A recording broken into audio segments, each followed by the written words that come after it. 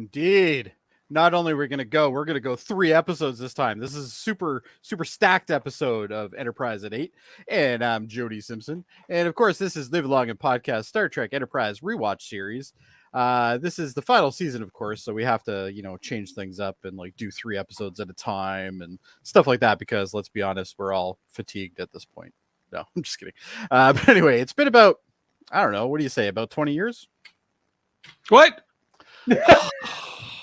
I love it. So on brand. No, wait. Oh. What's happening? You sound like Boimler. All right. Anyway, I'm gonna keep going. He'll eventually interrupt me, I'm sure. Anyway, it's been about not work, or is it me lagging again? No, it didn't work. It's you, Adam. It's you. No, it's not you. It's Dave. Anyway, it's been about 20 years since tonight's episode. Well, episodes, Borderlands, Cold Station 12, and the Augments first aired, but we're just getting started here at Enterprise at 8. And as I said, I'm Jody Simpson. Along with me is my co-host and the man who needs to go home and start learning how to speak Klingon, Adam Woodward. Hello. I should come up with a Klingon bit for you, but I'm good. 20 minutes, tops. No, that's a different 20. That was totally terrible. Anyway. This is a train wreck. It's already derailed. And next, or the mediocre producer. Yeah, and joining it out of my is Live Long and Podcast Not So Awesome. 20 years? There he is. 20 years. He's as delayed as Adam is. It was a combination of things. The num lock was on or off or whatever. It was just a. You've ruined my whole intro now, but anyway, it's okay. It's okay.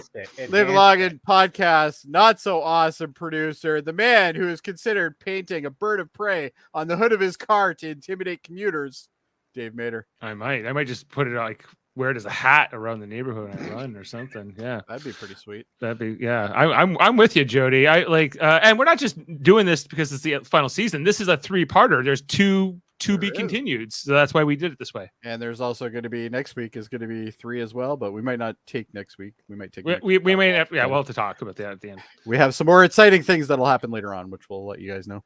And of course, the man who's been waiting forever for his intro, the man whose language is unbecoming of a man of science, Kevin Millard. Well, sure as fuck is. Jesus Christ. All right. Well, there goes our rating. All right. Anyway, tonight's episode, as I said, is Borderlands, Cold Station 12, and the Augments, which is part of the Augments timeline, storyline, whatever you want to call it. Arc, I guess it is. This is the 79th, 80th, and 81st episode of the series. These episodes are about Dr. Soon's Augments acquire additional augment embryos as well as biological weapons from Cold Station 12. A desperate plan is devised to use biological weapons to foment a war between the Klingons and Earth in an attempt to flee Earth's control forever. That about sums it up, I think. All right, we're done.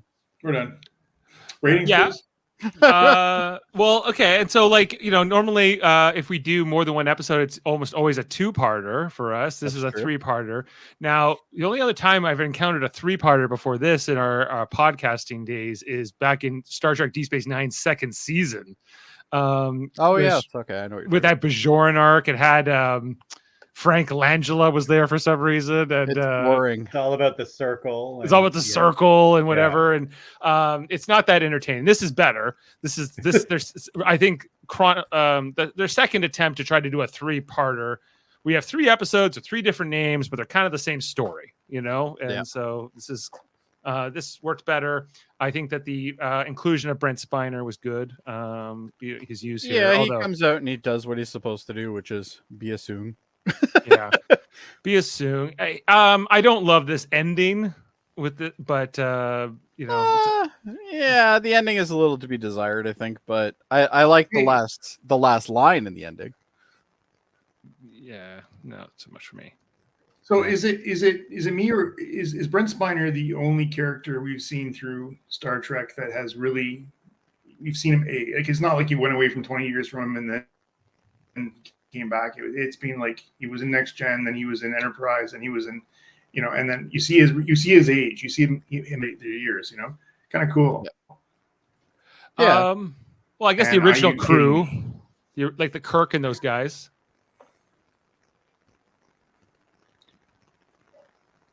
Yeah, but even with Kirk and those guys, you had 10 years. Am I lagging? No, we A little bit, but not that bad. okay. Takes about 5 seconds for him to get the message. I'm going upstairs. Okay. Okay. And Adam I'm has gonna be signed here. off. I'm just going to move position. Yeah. All right. But Okay. on to Adam's point there, which was that, like Brent Spiner's coming back. He's playing another role here, but it's like kind of connected to some of the data and some of the other parts, like, Noonien Soong and Saves whoever. a lot on makeup, that's for sure. It sure does. Okay, so National prosthetic. Kevin watched this. This is the only time he's ever watched this, right? Right. So Kevin, I first enjoyed time this. you I liked enjoyed this. this. I think it was good.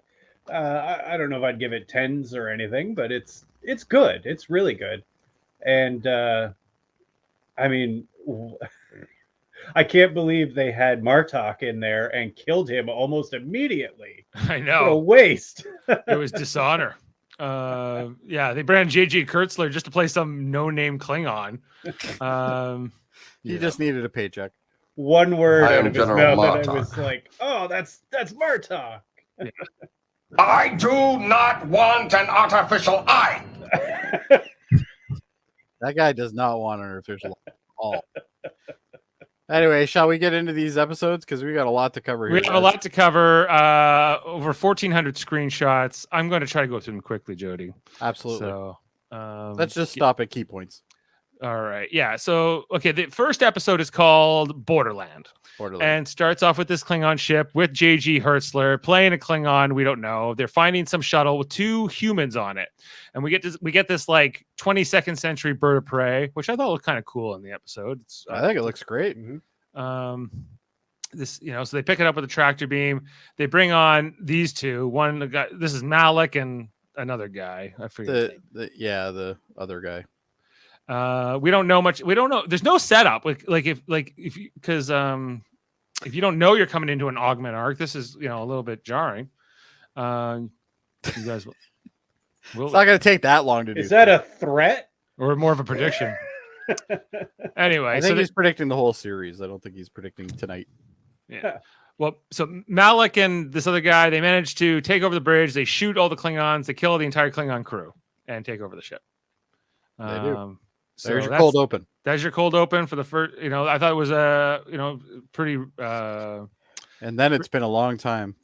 It's been a long time. It's such a good cold open. It's got a lot of energy. It's dark, and then that fucking song comes in,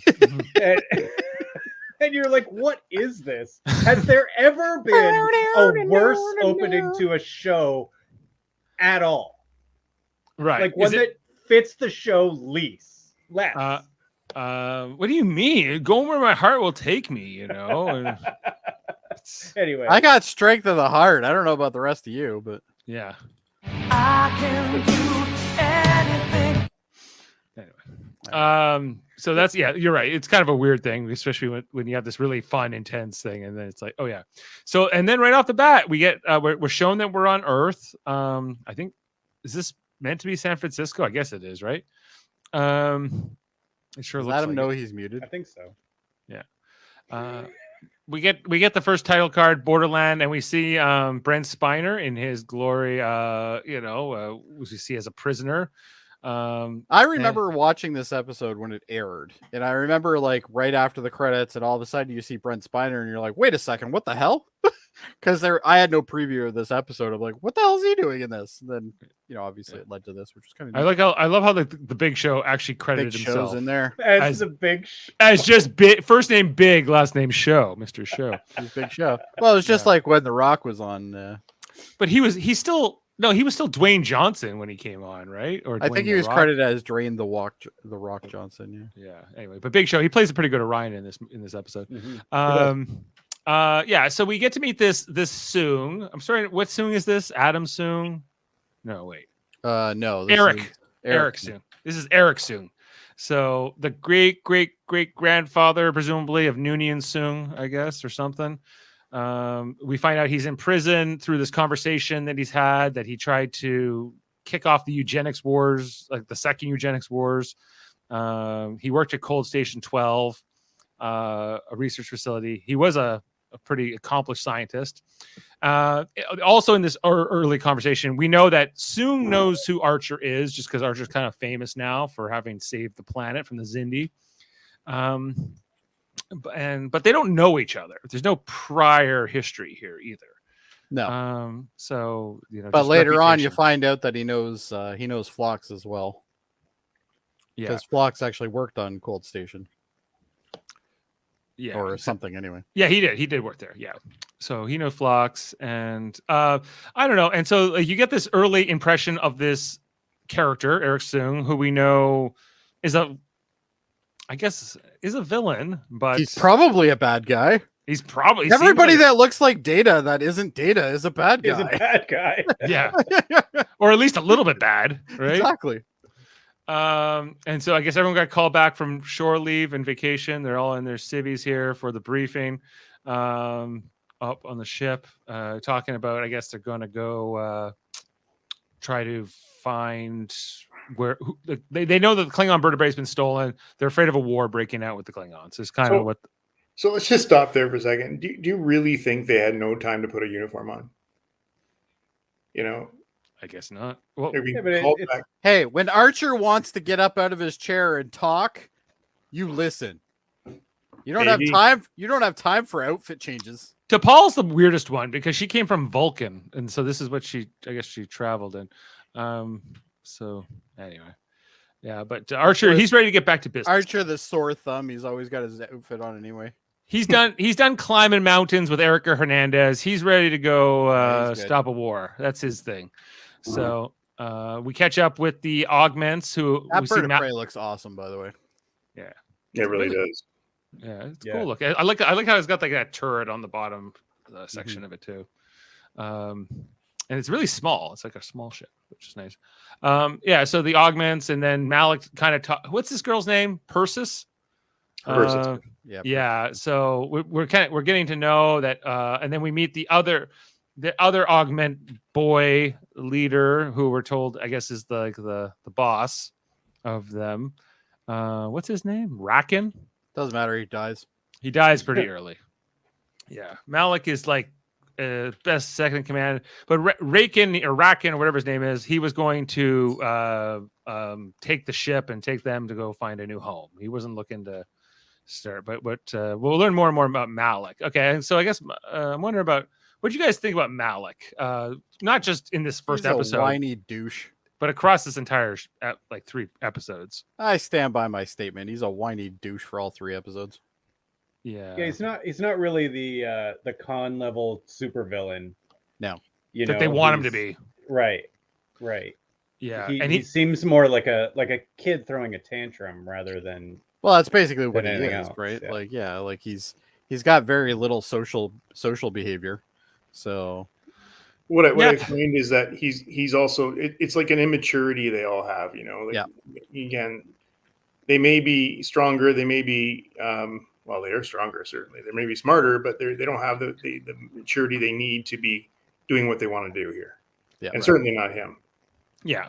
So there's not a lot that's redeemable about him at all, right? So No, it's hard to find anything likable. the nice thing I like about him is the fact that I know he's gonna die. You want him to die, so it's good.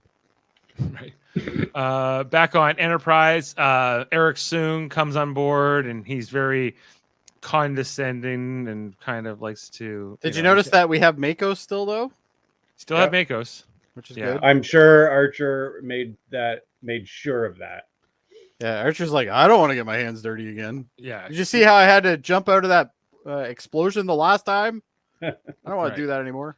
Yeah. Well, how many security guards does Reed really need? But he also Well, tells because Reed is completely incompetent, I would say a lot of them. Probably not.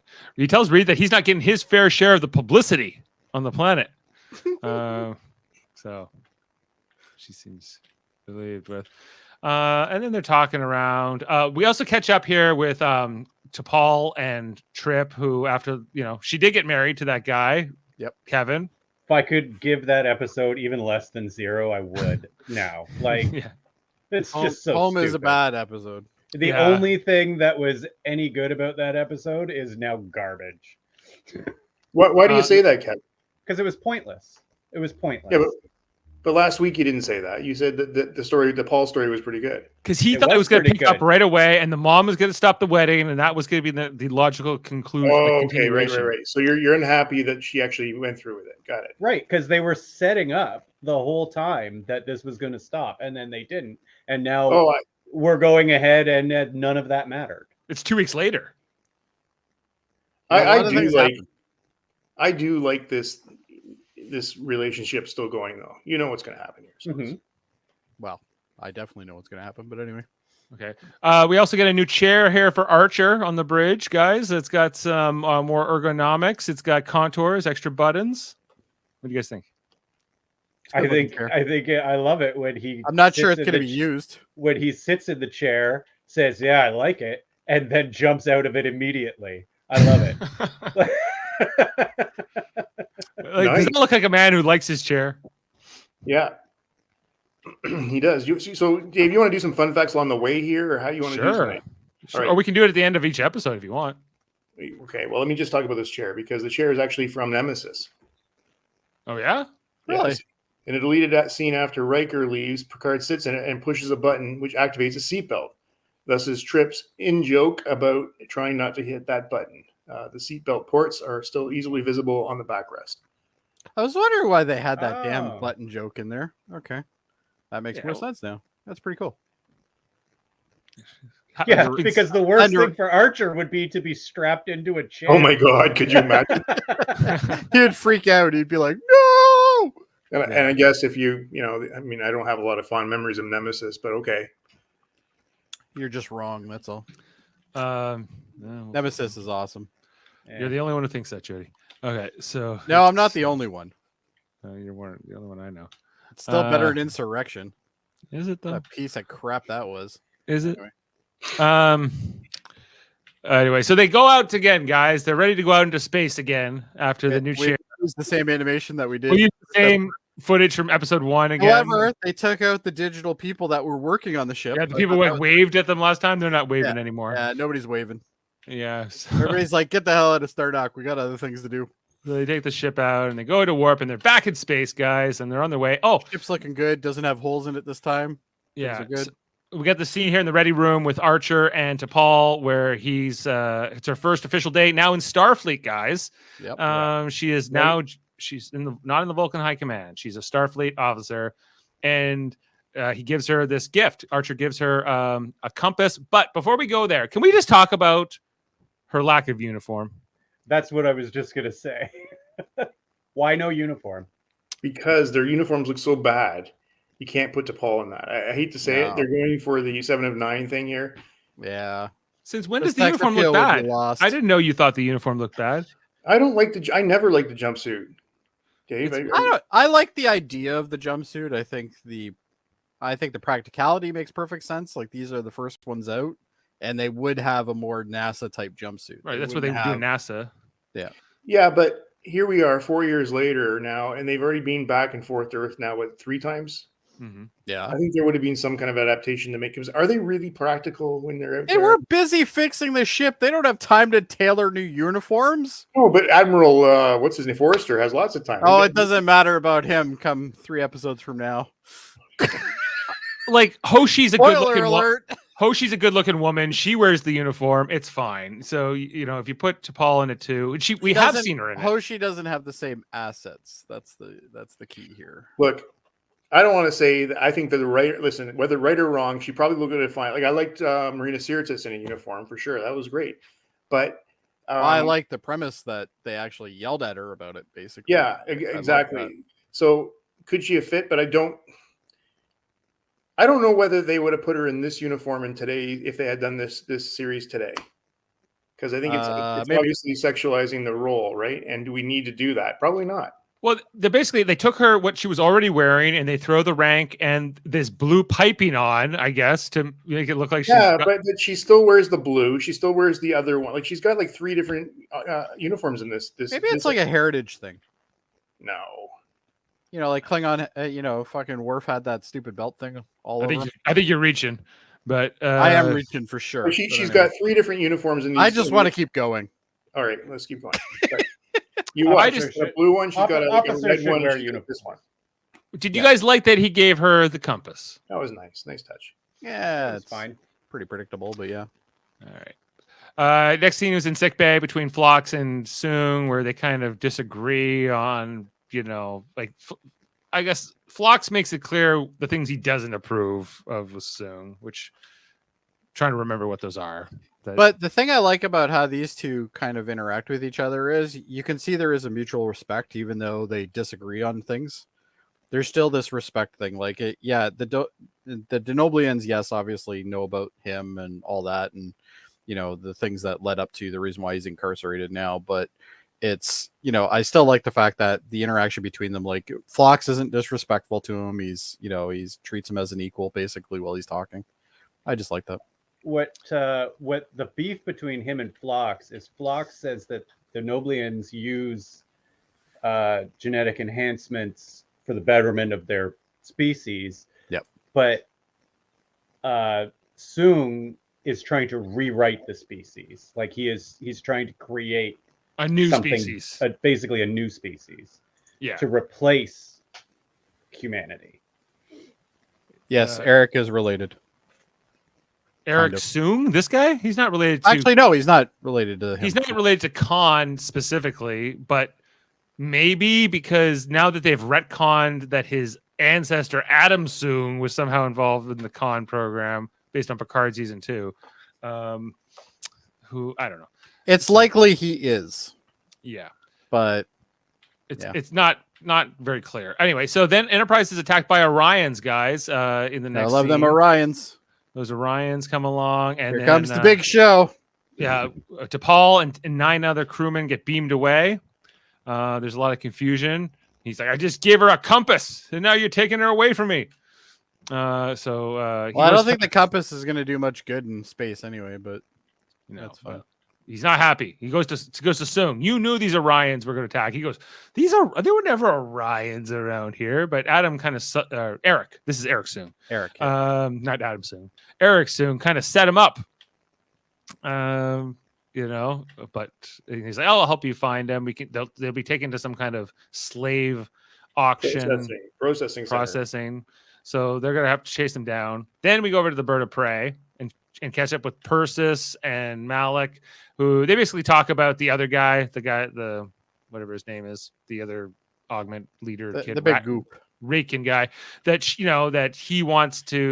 doesn't agree with his leadership and he wants to be leader. He's the strongest. And Persis is like, well, I wanted to be with the strongest boy, and whoever that is, she's kind of like a Lady Macbeth type almost, she's whore. What? She just, so she kind of conspires with Malik to overthrow her current boyfriend, and who is also her brother. So it's kind of confusing. Just remember, these augments, they're double the strength of a normal human and 5 times the intelligence, and yet they still can't tailor a suit. Well, they don't. Yeah, they have lack of resources. I actually like their whole get up. It's very reminiscent of Wrath of Khan. Yeah, like the way there's a few things in this that are really a big, not. I understand why they did it. I just don't know. Well, they were kids when they got abandoned, right? And so they had to just make do with whatever clothes they had at the time. They have a spaceship. They didn't have a spaceship. They kind of stopped somewhere and got some clothes. Well, after 13 years or whatever, I don't think it was as much of a priority anymore because they're all sexy now and they like to take off their clothes. That's true. Anyway, over onto this Orion auction where T'Pol and the Big Show are hanging out. She's having I liked this whole set piece way more than I should have. I just loved it. Yeah, especially all the stuff in the background. What about this guy that Ensign? I can't remember his name right now. Frady Cat. Frady cat. Yes, and Frady cat, exactly. Yeah, he's having a bad first week on the job here, I think. Or He's first like, day. I only joined back in Stardock. Yeah, he wasn't out there before. He just Yeah. came in. So I imagine this is his first day. yeah, It's my first day. and he's in an Orion slave these- market. And these green people have taken me. Yeah, it's So I don't know about this. Like, And would they Jamal really have just taken like, somebody so It's not green? going to be okay, buddy. why did they only take 10 people? Why not all the people? And like, there was just some things I thought were Maybe they only have so much cage space. I guess. Anyway, so Enterprise shows up at the planet, and then they use a code that Sung gives them, and they're able to get into the market. But then Sung agrees to go with Archer because Sung knows this place, I guess, because he had used it years ago. And so, but they put like a little tracker in him so that if he tries to run away, they're going to beam him away. See how many people they're putting in that transporter there? Oh boy. They're very comfortable now, Jody. Yeah, they're whoa. If That's way too many. if anything, this shows you in this episode or these 3 episodes is, man, they just don't care about the transporter is just now second nature. It's just what they're they just use There it. was this big planet-wide, weapon that was gonna like destroy all of Earth. So I guess this really doesn't matter. Yeah, Archer had to get over it a few times. Yeah. A few times it saved his life. Anyway, so I like T'Pol how they and- put straw down though. That's classy. I guess because they have to go to the bathroom, or take yeah. Then there's this whole scene here where I T'Pol love how he gets, just holds her and she's just like stiff as a board. She's like, whatever. yeah, all It these. really shows how small she is, eh? Just Well, that guy is like 7 foot. Yeah. Yeah. Big no, show. I know. Big She Show is is- I actually think very he's- short. Like when Yeah, I don't actually think she's that short. hold I gotta on, look I'm going that to up. tell you. Oh, how I think short she is. Yeah, Is she? yeah. Okay. I'll let you know here. Let's Just give me a find second. but yeah. Anyway. The big show going on, yeah. And then he's like, because she sells for a lot of money, I guess. Yeah, and he's like, my wife didn't even sell for this or something like that. yeah, his performance is kind of fun. I like this whole scene. This is just quirky, stupid. I like it. Yeah. Well, the episode's called Borderland, and this is them in the Borderland trying to kind of figure out where this is where they just started their investigation to try to get to the bird of prey to find the augments, prevent a war. But on the way, here they are with the Orions. We also see an Orion slave woman on auction, and he's like, they even enslave their own people. And Sung says, just the women. Just the women. I think we're getting another episode later this season about that, right? Yes. Okay. So Sorry, she's 5'7". She's not that so short.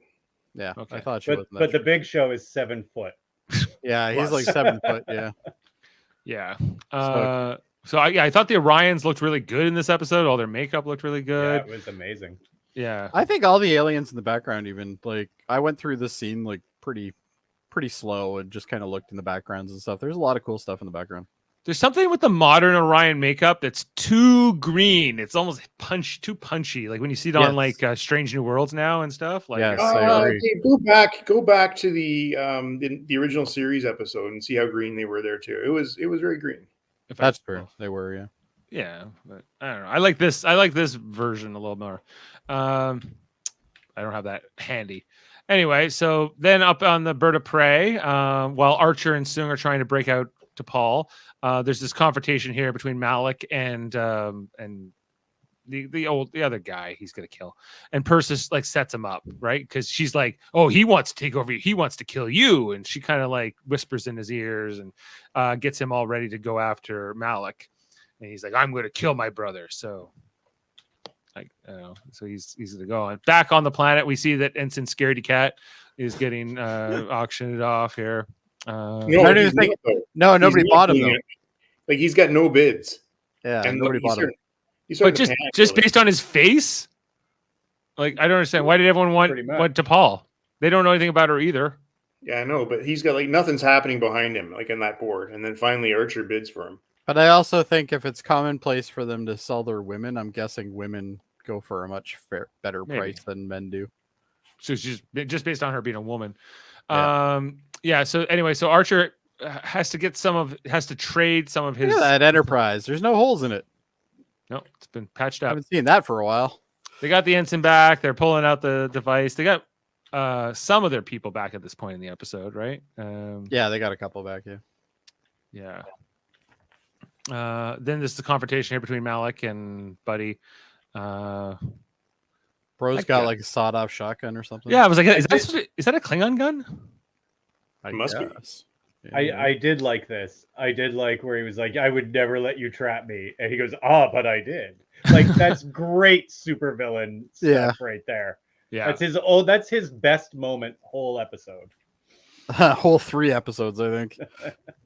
Yeah. The only thing, like everything here, because only 3 of these augments ever speak, right? Him, Persis, and Malik, right? And so the others are just extras. And I think that the fact that I don't know, it's hard to really understand because it's clear that they're human beings and they have an emotional attachment to Eric Sung and to each other, but they're also augments, so therefore the superior ambition. And Well, so they're very juvenile, which is also, I guess, comes with the territory, right? As Adam said earlier, like they're very juvenile and they act like they're 10-year-olds in schoolyard. Like that's that's what they would act like, right? Because you mature through being a part of a society. Yeah, which Sure. they weren't. They were not. They were not. They only had each other, and they were pretty much on their own from the time they were like 10. It seems like so. Well, yeah, because Sung's been incarcerated for a while, so Right. So he kills that guy, and then they dump him out the airlock, and then Persis starts to cry, and he says, "No tears for him. Don't be crying. Don't cry for me, Argentina."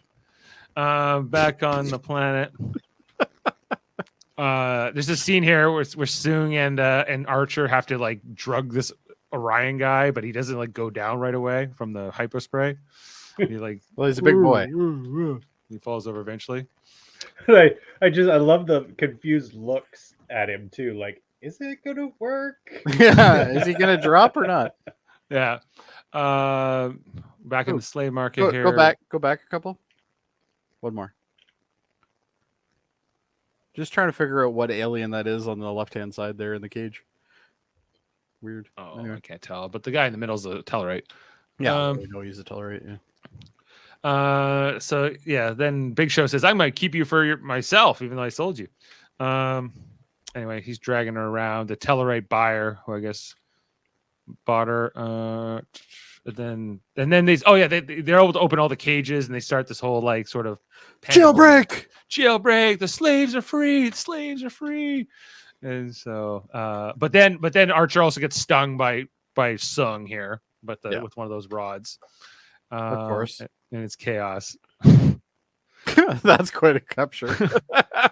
I love this Big Show character. I mean, I would have watched a spin-off with him. Yeah, Like, no, he was great. just him, like, running the market. She kicks him in the balls here, and then like, oh, look at that. Yeah, I don't belong to anybody. He's just going down. Reminds me of that movie from the 80s. What was it? Little Monsters? Yeah, with Howie Mandel. Like that. Was it Howie Mandel? Oh no, I'm thinking. What was it? Ghost Squad or something like that? Monster Squad.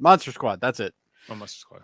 And they kick, the little boy kicks the werewolf in the nuts, and it's like, "Werewolf's got nards" or something like that. He says. That's It's pretty funny. Anyway, I like that movie too. So anyway, Sung is trying to escape from the slave market in all this chaos as they're getting like T'Pol and the others out. So Archer has to like chase after him here, and he's watching him along. And Archer still has this little device, and he's able to kind of catch up with Sung just as he's about to get away. Oh, I like this scene. Oh, there's just this part here where like this guy's like, "Hey, help me, Sung, help me," or he doesn't know his name, but he goes, "Help me, don't let them take me." And Sung just keeps going. He doesn't try to help. Doesn't try to help him. So Archer has like put his wrists together now. Yeah, Archer like magnetically put his wrist together because they have like these handcuffs that kind of he can turn on and off, and then he's able to beam him out. So they get him, they recapture him, put him in the brig. Then Archer puts like one of 4 times that he's captured. He keeps capturing Sung, throwing him back in, letting him out, putting him back in. I think we know why he ended up in D tier. Yeah. Well, it's just like the thing with this character is that he's a bad guy, but he's not like a cold-blooded killer or anything. He stops short of that, but he's a bad guy until the end, and then he's not. As no, but even through the torture and everything, he doesn't want to. Like, he's not Well, he constantly makes it clear to the augments, like, do not take lives. Like that's. But he's not- okay beating their asses. He's okay, like Oh yeah, he's okay torturing torturing the shit them. out of people. Yeah, he Yeah. just doesn't want to kill anybody. or having them like, suffer or go into slavery or whatever. But he doesn't have. But beyond that, anyway. So T'Pol had a rough day, and then just catch up here in sickbay between her and Trip. Where she's like, I did not go on a honeymoon. I did. Vulcans not. don't have honeymoons. I'm still holding a torch for you, Charles. I mean Trip. Yeah. Anyway, back on the bridge, Archer. I like how everything stops when we see Malcolm, and everybody's just like, whatever. Hey, Oh my god! I got a quick aside. Ashley was watching. She was watching Minefield the other day. Oh, I left the room. I went downstairs. I came back near the end of the episode, and she goes, "What is wrong with his personality?" Like, everything, hated it. She was just everything. like, what? He's Malcolm? It was pretty Everything. funny. Yeah, she was like, "Malcolm, what is wrong with his personality? He is the worst." Yeah. Well, yeah, I know, but he had to work here because this is when the Orions come back. They come to attack, and they want T'Pol and the others back. But then they're saved by the bird of prey and the augments who come out and attack. Now, And- is it just me or the Klingons being a warrior race and everything? Is it kind of silly to have a ship where it's got this nice long skinny neck on it? Well, the design of the bird of prey and like the Klingon ships in general has been sometimes criticized. Yeah. Yeah, that's just weird. Seems like a big weakness. Yeah. But it is and it isn't because the ship's really fun to fly. It's very like It's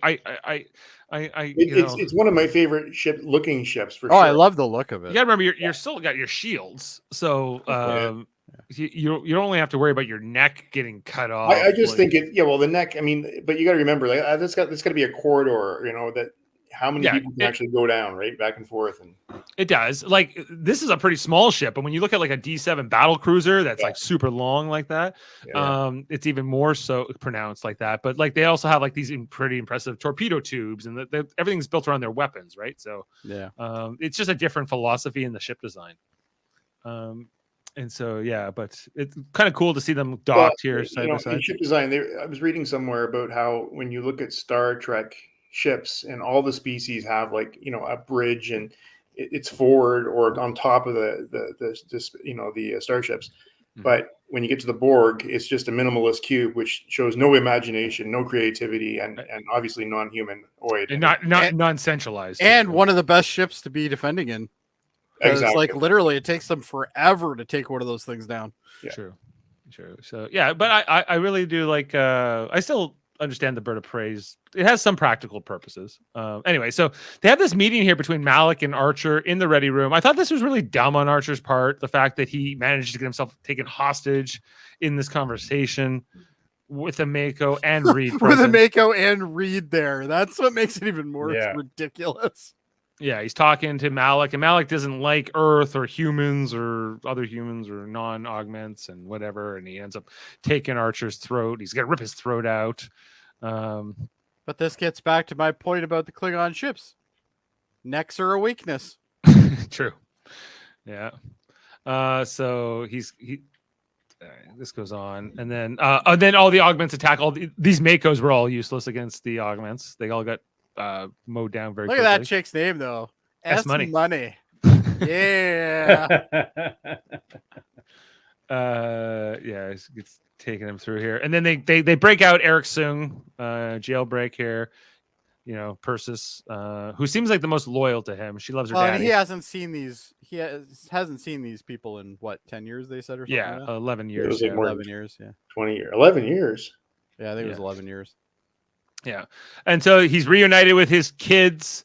Malik, there's this reunion between him and Malik, and Malik's, it's kind of it's a heartfelt family reunion. And this is before he realizes that Malik is literally like a little prick that doesn't listen to anything. He mentions Malik earlier in the episode saying he was the rebellious one. of my Yeah, well, he kids. sure is in these episodes. Right. He does a lot of shit that Sung basically yells at him for. So Right. trying to come in here. Anyway, so he's like, because and again, Malik wants to destroy Enterprise, and he's like, why do we need to destroy them? By the time they repair their ship, we'll be long gone. Nobody frames evil. Go back one. Yeah, nobody frames evil better than Brent Spiner. Look at that framing. That's just amazing. Yeah, he's got a good. He plays a good villain. He just lights up the screen when he does that. Yeah, and so they take off. I like how there was a green And flash. they gone. Green flash when they go to warp on that bird of prey too. That's Yeah, neat. that sense. was nice. A nice Everything has to be color coded. Right? Yeah.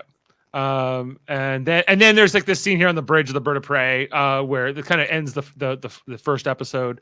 Here where he's like, together we are going to break out all of your brothers and sisters from Cold Station 12, which sets up the next episode. That it's not just these 12 augments or 20 augments. It's going to be No, they have like hundreds of them there. Yeah, so that's part one, which I thought was pretty good. I think It wasn't bad. Yeah, sets up all the characters and gets them all, so you kind of understand what's going on, and then you're like, okay. I like the Orion stuff the most. Right. Yeah. So then we go into the next one, which is Hold on. Let's get some things out of the way here before we move on. So, all right. Okay. So Eric Soon, which is spelled with an A-R-I-K, is played by Brent Spiner, as we know. Comments from the production staff, as well as the casting of Spiner, indicated that Eric Soon was intended to be the great-grandfather of Noonien Soon, Data's creator. This is supported by Eric Soon's comments about cybernetics when he said that developing artificial life may take a generation or two at the end of the third episode. So while writing his notes, it can be noted that Eric Soon is left-handed, just like his great-grandson and his android. I noticed that. Yeah. This is a fun one. The character Persis is a named tribute to Persis Kambata, who played Lieutenant Ilea in the motion picture. She died of a heart attack in 1998 at the age of 49. Oh, the Delton in the first. The Delton, yeah. The costumes and makeup worn by the Augments intentionally serve as a bridge in similarity to the eugenics wards veteran seen in Wrath of Khan. And I think Kevin called that out. And this is the first live action appearance of Orion since Star Trek franchise from Whom Gods Destroy in 1969, 35 years earlier. We hadn't had any Orions in all of Next Gen or D Space. I don't think we did. Yeah. Wow. We didn't see any. We had the Orion Syndicate a lot in Deep Space. Well, there were no Orions. Were there? Orions. There were no Orions. Yeah. No, all right.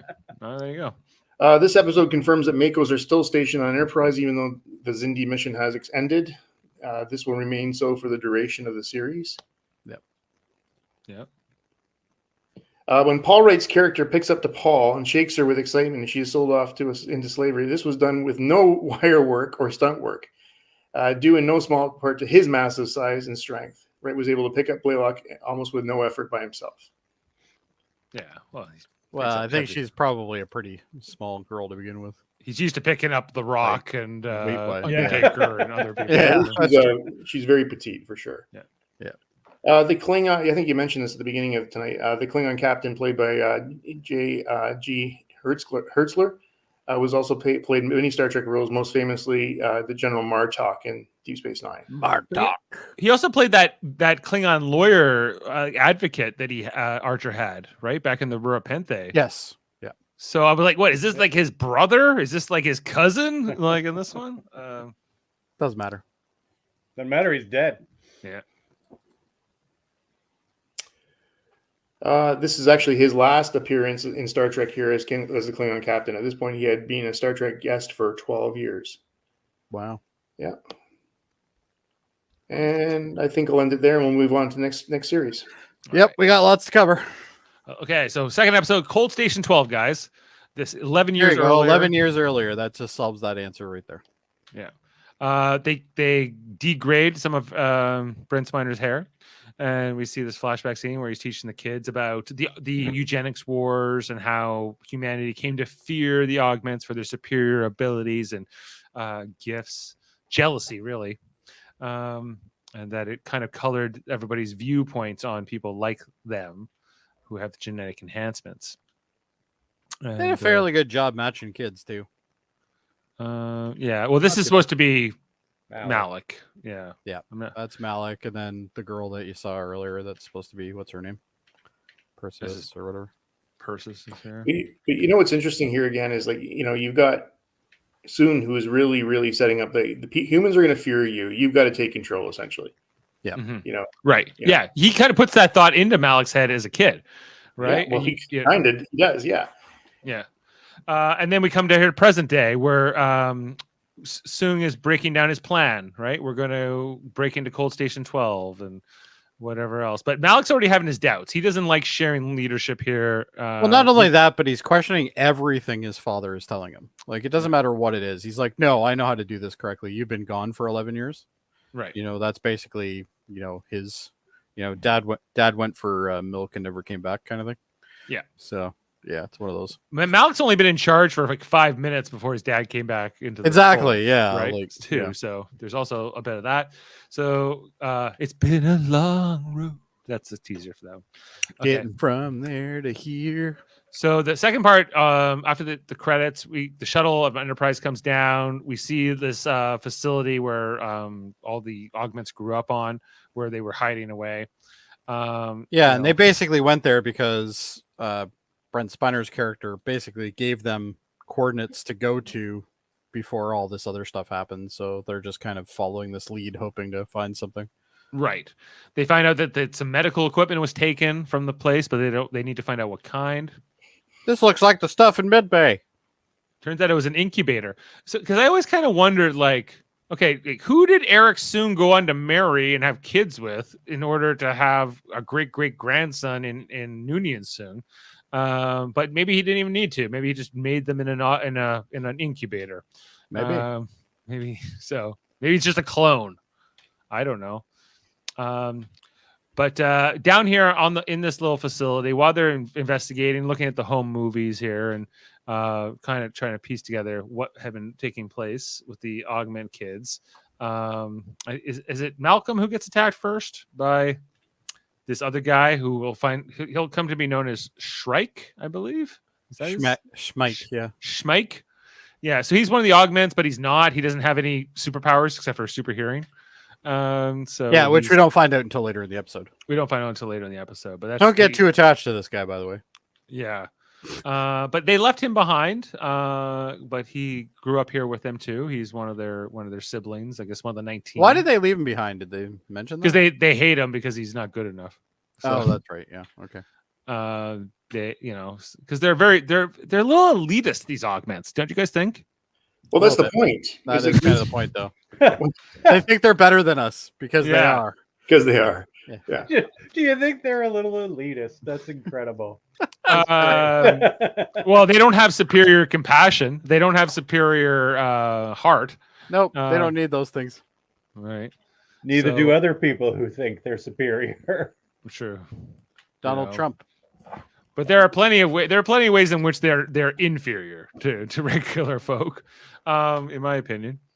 Even though they can do these other things, which are incredible. Anyway, so there's this whole conversation here between Soong and Malik about how he killed his brother. Right? He's like, "What happened with your brother? I haven't seen him. Where is he?" And then Malik makes up a story that he attacked him. He doesn't give him the real story. No. Exactly. He starts kind of fake crying. He's like, "He was your brother," and he puts him against the wall. Even though Malik is 10 times stronger than Soong, the fact that he's his dad definitely still does have an emotional impact here on him. Even though by the end of this whole arc, that will seem to have faded away quite a bit. But here where he's hugging and Soong kind of forgives them, and Malik's like, "Yes, I fooled him." There's kind of like that sense of it here. Later on, I'm going to steal weapons and stuff, and he's not going to know. Right. Down in sick bay here with no, this is with they're getting Smike checked out. This is where Phlox explains. Yeah, Schmike is an augment, but he doesn't have like the super powers. He's just a regular person, and so we get a little bit more perspective into the augments through Schmike about why they fear humans. I believe the description of him is cannon fodder, but yeah. So him and Archer sort of form a relationship slowly over this episode. This is Trip explains the whole incubator thing, and then here's a scene with see, she has a top that doesn't have 1,000 holes in it. Yeah, well, this is after the sexy time. I guess some Klingon mattresses are a little bit soft, huh? I guess. Oh yeah. Yeah, but anyway, Well, so they also had a escape pod, which I found funny later too. yeah. But this is where Malik was Actually, starting to that's a question. good point. I never Yeah. put that together. Yeah. Malik was questioning Nice Soong, picture, Dave. Show And- me your old face. and Oh. and Persis didn't like it. She kind of she tries to put him in line and say, "Don't you be questioning our father, or else you've been a bad boy." Well, she's And- loyal to whoever's in charge. That's really what it is. Kind of feels like that, eh? Yeah. Yeah. So with these two in their relationship, and then Wait a second. Hold on here. Aren't they brother and sister? not biologically, No. Yeah. No. Okay. but All right. kinda. Not like in the sense of like It's James like two it's like guys. stepsister and step. Yeah, it's like Foster's sister. Look, Yeah. it's bad enough. Let's just move on. Yeah. Let's just move on. Yeah. So I don't know. So they're planning. I don't know. There's some scene here with Archer talking to Paul and Trip about something. Yeah, no one cares. Not Right. sitting in his chair again, like his brand new chair. I think they were talking about Cold Station 12. I think they're kind of setting up what Cold Yeah. Station 12. They're 12 just is. explaining what it is. Yeah. And then it's run by the humans and Denobulians. Cut over to the Denobulian shuttle with this Denobulian woman, who is like thinks This she's would be responding like the third Denobulian we've seen in the series. fourth, maybe Fourth, yeah. for fifth. But yeah, she's responding to what she thinks is a distress call. But it is. I Like, love that shot though. Just how the ship is towering over that ship just looks so cool. Yeah, even though it's not a big ship at all. No, it's still towering over it though. Yeah, and so they take this Denobulian over here to Archer and Phlox. Also, like how they kept her uniform and sort of in line with what he's wearing. Dr. Flox wears as well. Yes. Yeah. This it? I have to look. Well, I It's mean, a the very gray utilitarian. yeah, type thing, yeah. utilitarian, yeah. Right. It looks like it's got the same collar thing as from the motion picture. Not the first one, the second one, where they got that like white collar thing. Yeah. Schmeik. Then is this where they use the shuttle to sneak into Cold Station 12? Yeah. Yeah, because they think they're receiving a Denobulian, but they're really. And this guy's like, "You're not Denobulian," and then Persis just punches him. that guy is so quick. It's not even funny. Yeah. He's like, She- "You're not Denobulian." She does the undercut to him, and he literally does a backflip. I'm like, I don't think you could punch anybody that they would do a backflip. I think their head would come off first. She has Um, like double the strength, my man. No, but if you could punch somebody in the jaw hard enough to make them backflip, I think that you would decapitate them first. You notice before- he's got well, red he ain't stripes? getting up. Red stripes. no, that's my point. I think he should be dead. Did from he have that. red stripes on? He did. Yeah. Oh, he's that red makes shirt. sense. Yeah. Red stripe. So yeah, so Soong's taken over, initiating Portugal 47. What could that be a reference to, guys? No. Oh yeah, and then they're like he's flooding it with the gas, and then but apparently the augments don't need gas, only Soong does.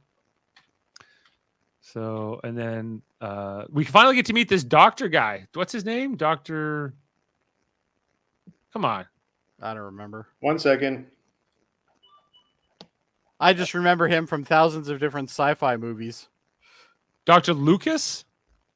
Dr. I think Lucas. that's it. Lucas sounds right. Yeah. Jeremy Lucas, as played by Richard Riley, Richard Riley, that's him. who's done a ton of character work. Tons.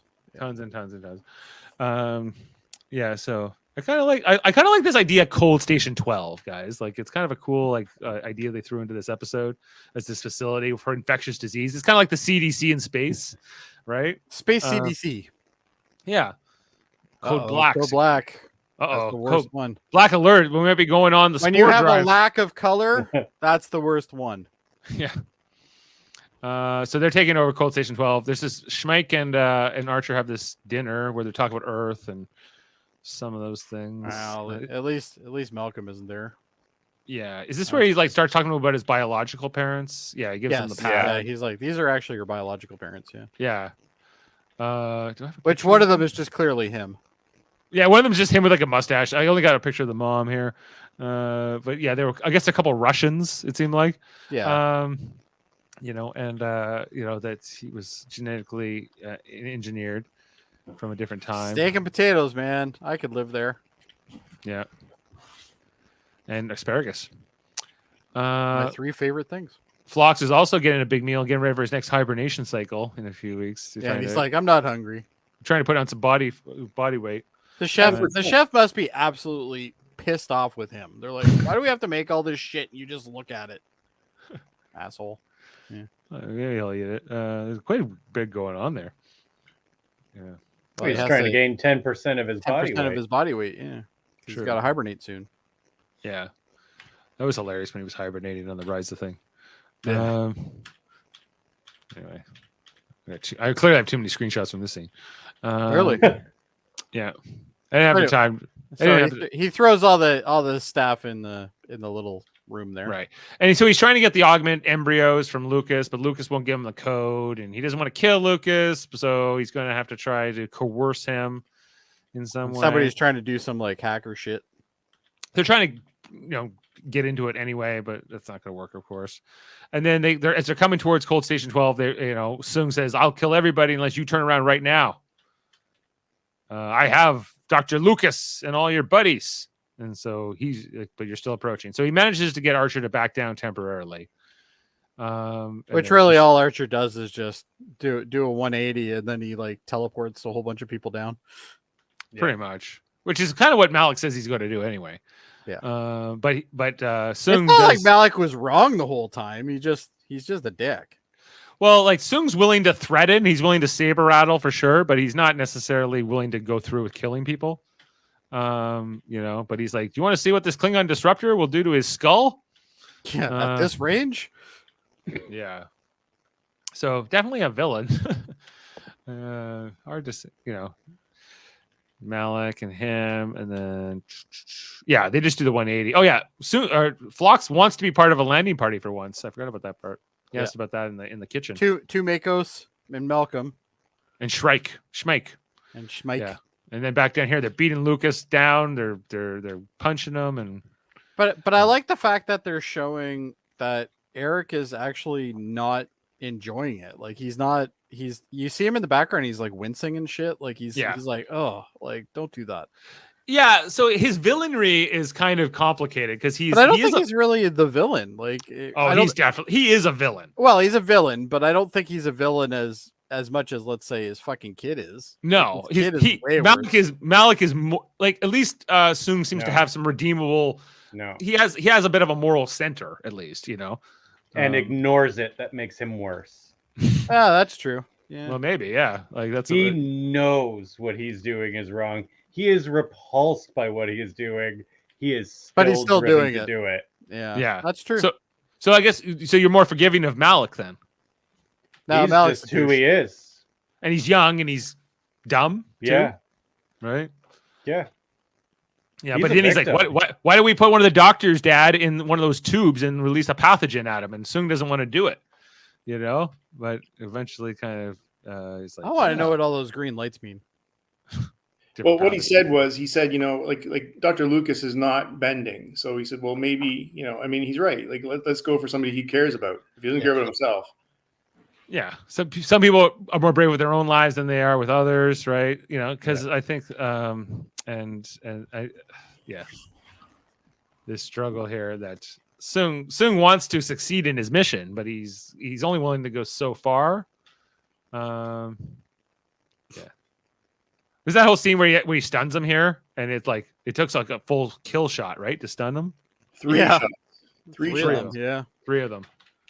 Yeah, he said, "What does it actually take to kill him?" Yeah, they put this. Does this guy die? The guy they put in the tube? Yeah, he dies. He dies. Soon tries to save him, but it doesn't work. He's too late. And on top of that, like, there's more scenes after that, and the guy is still sitting in the tube, like, dead. Like, he's on the bottom of the tube, dead. It's great. Right. Yeah, he died of some kind of. That guy made some good money just sitting there doing nothing, though. Right. Yeah, but it was like I think the point was how horrible a death was. All your capillaries explode, and then you bleed out from the inside. Like it's a bad every bug. Extremity is burning. I guess everyone else is safe on this side of the plexiglass. So, Well, he's in a tube. Yeah. So they're trying to. I'm not sure what the standing man tube sized tubes are really useful for, though. Well, I think we've got one use. We got one use yeah, right but there. I'm pretty sure they don't send people to Cold Station 12 to execute them. It's an How agonizer. do you know? It's an agonizer. It's the agony booth. Yeah. Yeah. Maybe I bet he was totally repurposed for the agony booth. maybe Section 31 runs this place. Yeah. So they're trying to get Lucas to break, but he won't break, and as this guy's melting away. Yeah. And then finally, Sung says, "Release the anti-pathogen," but it's like kind of it's too late. It's too late. Yeah. Woo! Sorry, I didn't have time No, to that's edit fine. these ones as much. Well, it's a lot of the same shit, right? Like, yeah. Yeah. I should have deleted that photo. There's Schmikey right there. Oh yeah, Schmeiky's like, I have their hearing. They're coming. And then Percy's like, we're already here. Yeah, we're already here, douchebag. And He now like we know yells why it from the corridor too, which is even better. now we know why they left him behind. Like, Yeah. He is you kind of useless. endorsed the decision, right? You're like, Yeah. Run to the litter. At this point, Archer's like, okay, I get it. Maybe Right. we'll put And you back there. So this is where T'Pol and Trip are trying to kind of figure out what to do back on the ship, I guess. Yep. I found this scene was a little, like, it was starting to drag a little bit here. Yeah, it was for very sure. long. Yeah. Like, we have this big set. We have to use it. Yeah. The reunion here of Dr. Lucas and Dr. Phlox. Yeah, because they work together, right? Well, all those the dear doctor, every time Phlox wrote a letter, he was writing a letter to that guy, you know? Oh, was Where- it him? Oh, okay. Yeah. I never put Yeah. that together. Yeah. So there's it's like his best friend, kind of, you know? So Schmeik is reunited here with Sung, and Sung doesn't love him any less, you know, even though he doesn't have the No, but you got to remember, Soong didn't pick them to leave. He was already gone. These guys all left on their own, didn't they? Yeah, they told him he died. Yes, that's right. Yeah. He's like, yeah, they told me you died, and he's like, well, not so much. Well, and I Yeah. think this is kind of the turning point for Eric, because Eric is kind of like, what? You know, this is like- what he's really like with Malik going, Malik's way worse than I thought. Yeah. He's a little bit more unhinged than I thought. Yeah. But I bet you it was the other brother, the one he killed, that left Schmeik behind. Maybe. More so than Malik did. But you know, They probably left him because of that fucking haircut. yeah. My God. Hey, these mullets are something else. They're going for some serious con mullets. Well, I mean, they Yeah. definitely picked the guy for being like, I mean, these guys, like all the augments have very chiseled jaws, and they're They're very. This guy's Yeah. a little softer. Yeah, makes sense. Right? Yeah. Everyone else has to look like have good cheekbones. That's how you know what an augment is. Mm-hmm. Makes sense. So yeah, there's this whole. I'm trying to like. They're trying to figure out how they're gonna shut down the station or something. Yeah, shout out the station from. Oh, yeah, and then they put Phlox in the tube. I forgot. Yeah, and then they attack it. Oh, there's a battle between the augments and the Enterprise. Meanwhile, up in space. Yes, There's all- that's right. Yeah, the ones that are left over on the Klingon ship. Yeah, and then finally, I think once it was Phlox in the tube, that's when the Doctor what's his name, Jeremy Lucas. That's when Dr. Lucas cracked. He didn't care Yeah. about that other guy, Yeah, but he was no, like, Yeah, the other guy's like, I never wrote notes to him. I don't give Yeah. a shit. Not friends with the other guy. not enough, not The enough. other guy ate his lunch out of the fridge once. Yeah, he's like, "Fuck literally that over guy." here. He's dead over here, and he's like, "No, don't kill my Floxy." That guy wouldn't play on our intergalactic bowling team. Fuck that guy. So he gives him the codes, and Phlox is released. And Phlox is even smiling while he's in the tube. And and Schmeik says he's not coming with them. They have kind of a goodbye here between Sung and him. And Sung and most Turns of out them- to be more of a goodbye. Yeah, leave. Fight here. Oh yeah, there was this other augment that they gave some lines to in this episode. I forget his name, but he's there when Sung is showing off the green screen room. Green screen with with all the embryos. Yeah. with all the embryos, and he's like, "You were over there, and you were over there." I had to pick 19. Talarian plague. Regelian fever. You want- Oh, he's just downloading all of them. Sinococcus novi type A. Encephalitis. Excellent. And stuff. Talarian plague. Yeah, all the best stuff. There's more. Yeah, they lock these guys away. Archer gets beat up here. Is this where he kills Schmeik? Because Schmikey gets killed. Yeah, Archer goes has But a he just full-on- shoots him cold blood. He doesn't they're not in a tuffle or anything. Yeah, just because he fucking- beats up Archer first. Like Malik beats up Archer because they have a kind of a fisticuffs. But this is where he Malik's- shoots him. Yeah, he just shoots him. I can't let you take my brother, and he just shoots him. So you notice here now, Malik is getting easier for Malik to kill people. Like it's just Yes. Yeah, It's- he's not. it's- He's going serial now. Yeah, and he feels righteous. I mean, he said, and I'm sure he believes, I'm putting him out of his misery. Like, this is much better for him to die than to live with you. Or to live a life of being inferior, Right. right? Because he's a bit elitist. I don't know. I'm just gonna say it. Just a little. You know, Just a tad. thinks he's better or something. Stupid Augments. So anyway, so by the end of the episode, Archer has to save the day by climbing up a tube to stop the pathogen from killing everybody on the station, and that's the next. So that's the end of Cold Station 12. Standard. I fare. love the beginning of the next episode, though. All right, so It is Adam, so stupid. let's have a Okay. check in here with our Cold Station 12 Fun trivia. facts Well, check in with Adam. This is one thing here with John Billingsley, who plays Dr. Phlox, and oh my gosh, what's his name? Dr. Lucas, the actor's name. Richard Riley. Richard Riley. They actually played together in Man from Earth in 2007 in the movie later on. So the Star Trek connection continued, and that was kind of cool. Oh, that's where I know Richard Riley from. He was Bataille in The Inner Light. You know, the episode where Yes, he was. Picard plays the Oh, flute. yeah. Yeah, that was like his best friend. He's been in everything, though. Oh yeah, he was in that too. Yes, he's been in so much. Like I'm sure if we should go find. Oh, I wouldn't even want to look at his. And he was apparently in the Fairhaven Voyager stuff, which I could not do without. Yeah. So no one cares. Okay, so this is I'm curious at Dave. Maybe you can help me find. Let's find it. But on the surface of Trialis 4, we're soon raised the Augments. There was a large device composed of two long glowing red tubes. The device has been seen in many places in Next Gen, Deep Space Nine, Voyager, including most interestingly in Dr. Soon's lab in Datalore. It's also seen in the control room of Cold Station 12, but with blue lights rather than red.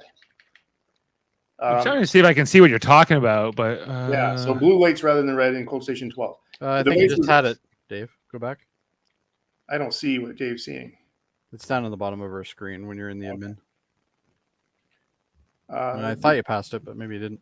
the device was first seen in Star Trek II: Wrath of Khan on Space Laboratory Regular 1. Aside from the Star Trek franchise, the device was also featured in Airplane 2. There. Go back. Right there. Bring that one up. That blue thing in the background. Is that what you're talking about, Adam? When it comes up eventually. it's trying to come up. I don't know why. I never used to have this issue. There. Damn you, StreamYard! This thing, or is it this thing? No, it's the blue tubes are referring to here. This thing. So normally this be all red, right? Yeah, normally red. It was also in Airplane 2, where it was seen on lunar base commanded by William Shatner's character, Buck Murdoch. I totally forgot William Shatner was in that movie. Or you mean this thing here in the background? No, they said red tubes. So it must be those things on the wall there on the right. They're not red in this scene. You said they were blue. Yeah, in this scene they're blue. Yeah. Yeah, Well, it's this is kind of background blue. there. All right. Anyway, let's move on. Yeah, all right. We're already an hour in. We still got another episode. We're making pretty good time for 2 episodes so far, though. Yeah. Well, not a lot actually happened in this episode. It was kind of No, there's a lot of filler. Yeah. This could have easily been a 2-episode arc. Yeah, like Adam was right, it dragged in that station. The cold Yeah. station stuff. Definitely. I think even less happens in the last episode. Yeah, well, that's what I'm saying. It could be a 2-episoder. The end of this episode has to be an nod to the Andromeda strain in 1971, a long climb through Love a that movie. central conduit, klaxon blaring to stop a biological research station destruction. And then we'll move on. I love that movie. Yeah, it was a good movie. Good book. Yeah, very good book, actually. All right, moving on. Oh, okay. Well, so coming Number that's the end 3. Now, okay, so we're coming on to the 3rd episode, the Augments. Malcolm's like, I'm still useless. So Archer has to get rid of the pathogens, and he's being guided by Malcolm, I guess. He has to do the standard Star Trek thing where you pull something out of one thing and put it into another. Yeah, you pull it out, you pull it in. That's how you. That's what's Sometimes- referred to as Star Trek bypass. Yeah, sometimes if you're fancy, you have to turn it and then push it back in. And sometimes there's multiple chips where you have to just move them in different orders. Sometimes Right. you get assimilated by a Borg in the middle of the whole thing. Yes, You that know? happens. So too. it's Yeah. it's kind of It's one a of risky those things. business whenever you do that. All right, so Archer has to save the day. We come back after the credits, So their plan is Archer doesn't have time to come back down to get into a safe area. So what they're gonna do is they're gonna shoot a phaser at the top of the tube that he's in. He's gonna fly out, and they're gonna transport him. they're gonna beam him out while That's he's being the sucked best into they the got. vacuum of space. That's the best they got. Yeah, Who's that's this is the plan. Seems And all this right. chick who we've never seen before, I don't think. I feel like No, she we goes do. from she wears red pipes in one scene, She's and then like she's female. She's like female Malcolm. and then she's gold. She's wearing gold uniform in another scene. Like was Yeah, we do see her. All we see her is just in that look. She looks at the camera. That's all she I does. think she's one of those like extras, kind of like Next Gen had, where they had those two extras that were always in scenes but never had any speaking roles. and never have names. Yeah, Yeah. either. But yeah, they're always there. The tall guy and the woman with the shaved side head. Yeah. Right. Yeah. So here's where they're blasting the tube, and so Archer gets. He could have just. The Held CG on this is terrible too. I loved it. It seems like him holding on to the ladder would have been better because then he would be stationary versus moving and trying to beam him out. Well, he had to get out though. He had to get Yeah, the- away from the reactor. He had to get away Oh, from that. That's okay. the idea. Yeah. So they beam him out in the process, but I don't know. So I guys, do love that he's frozen when he hits. He's now the a pad. meat popsicle. but like in Strange New Worlds, like Chapel and Benga, they were like in space even longer and seemed like they were able to Like take it better. I think we agreed actually when we watched that episode of Strange New Worlds that it's not doing it justice like Battlestar Galactica did. Like Battlestar did, yeah, with the chief in Cali. Yeah. Battle So- what?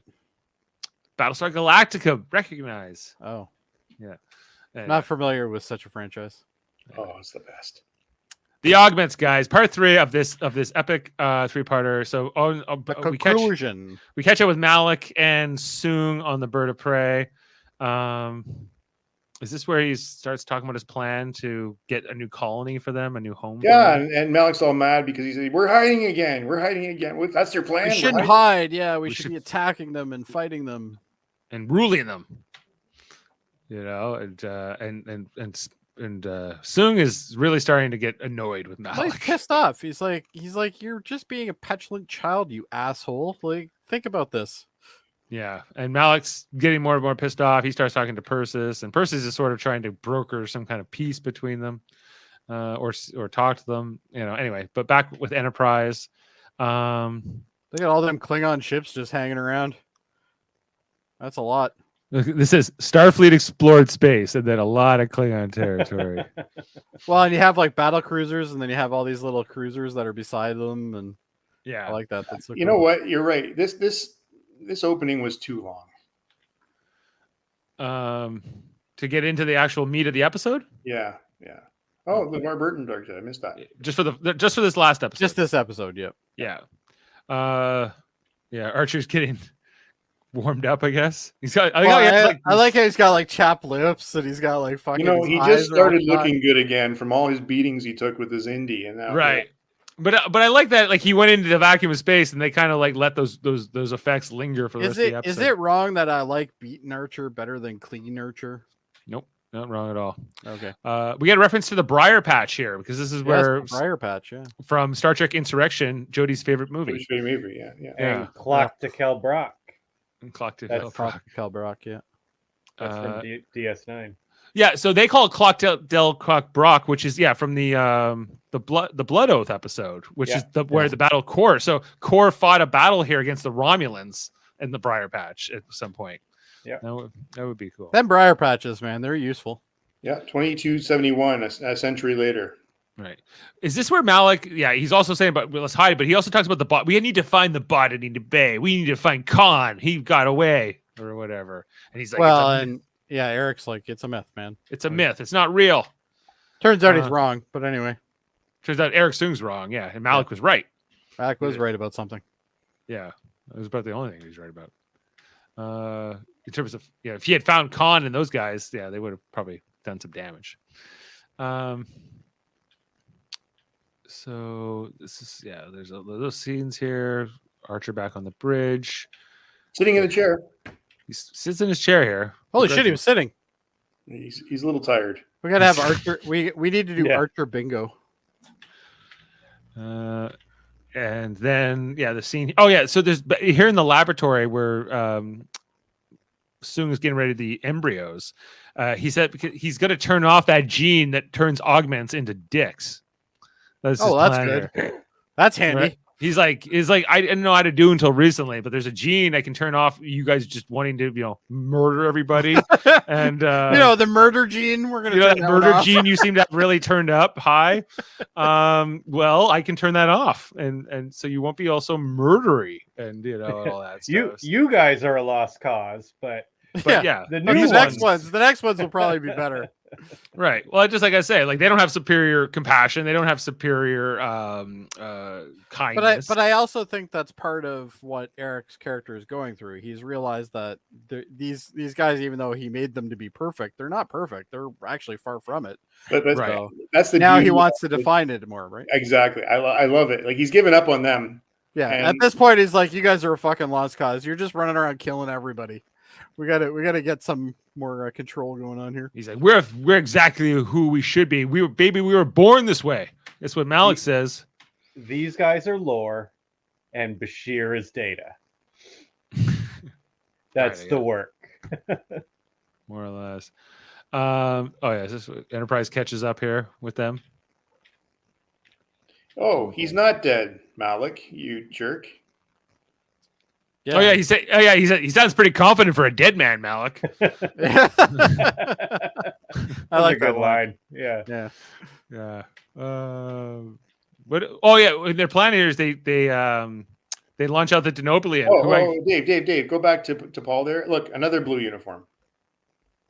Yes, but it still has the blue piping on it and the assignment patch and that kind of stuff. Maybe she just wears something that kind of represents her culture. Plus, she's in Starfleet. Well, and Yeah. I guess you could say this is the first Now, science uniforms. First science. There is episodes later on in the season where she's in an actual Enterprise uniform, so that does happen.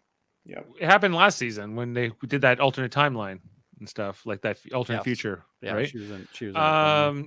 It's they think that people watch it because she wears a tight outfit, but that's not why people watch the show, in my opinion. Yeah. That's why a lot of people watch Voyager. Well, I think Let's be honest.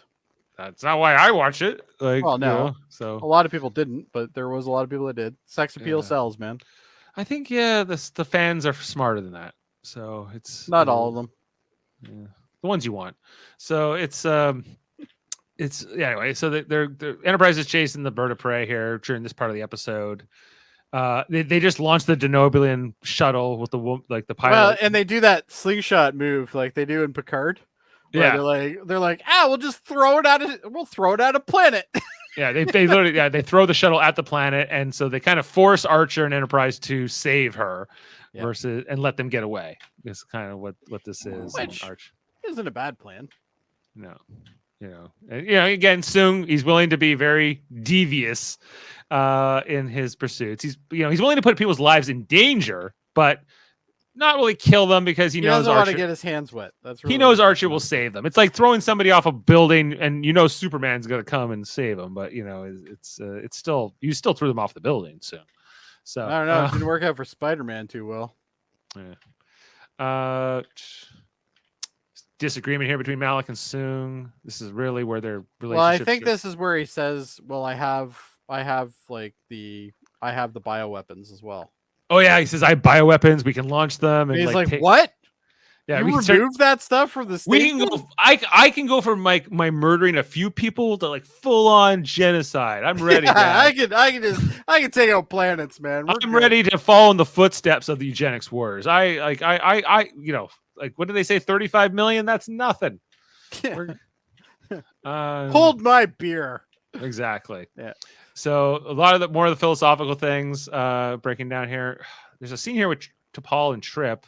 Yeah, and this is where she's like, you don't talk to me much, and he's like, well, what do you want me to talk about? Like, We've been busy. you We've been fucking busy. you fucking married You fucking married somebody, man. You married that boring guy with the blue eyes.